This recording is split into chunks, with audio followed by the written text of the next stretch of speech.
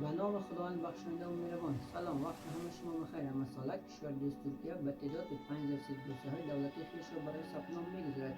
این بار هم ثبت نام بورسه دولتی ترکیه به تاریخ 10 جنوری سال 2025 برای دوره لیسانس، ماستری، دکترا آغاز می‌گردد.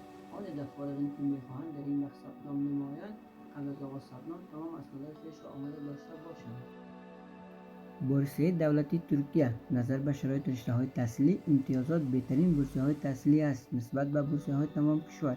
شرایط بورسیه دولتی ترکیه: فیصدی لیسانس بالای 70%، مقطع ماستری و دکترا بالای 75%، رشته‌های پزشکی بالای 90%. شرایط سنی متقاضیان مقطع لیسانس کمتر از 21 سال، متقاضیان مقطع ماستری کمتر از 30 سال، متقاضیان مقطع دکترا کمتر از 35 سال، متقاضیان دوره تحقیق کمتر از 45 سال.